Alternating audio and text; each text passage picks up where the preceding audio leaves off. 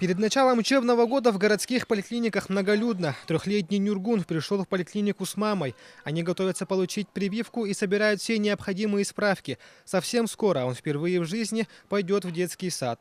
И проходим специалистов, и сегодня получили манту. Очередь электронная, через регистратуру записались.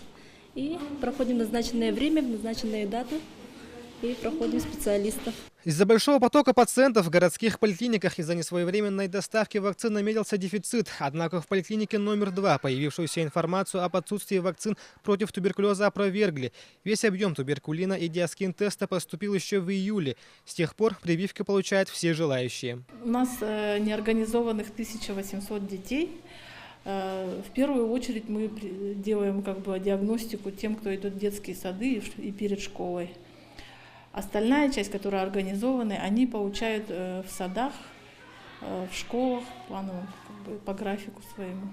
На первом месте среди населенных пунктов республики, где сконцентрировано наибольшее число больных, стоит Якутск. В этом году только в столице зарегистрировано более 50 случаев туберкулеза. Всего в Якутии показатели заболеваемости на 35% меньше, чем в среднем по Дальнему Востоку, но при этом на 18% выше, чем по России. Дети все равно у нас тоже болеют, потому что имеются очаги туберкулезной инфекции. В борьбе с детской заболеваемостью туберкулезом в столице работает муниципальная программа «Здоровый город». В рамках этой целевой программы проводится финансирование дезинфицирующих работ в местах массового нахождения детей. С этого года в поликлиниках города Якутска массово используется новая разработка российских медиков диаскин-тест. Он позволяет наиболее точно выявлять реакцию на туберкулез, что при пробе манту было крайне низким. Владимир Судолов, Василий Соловьев, Вести, Якутск.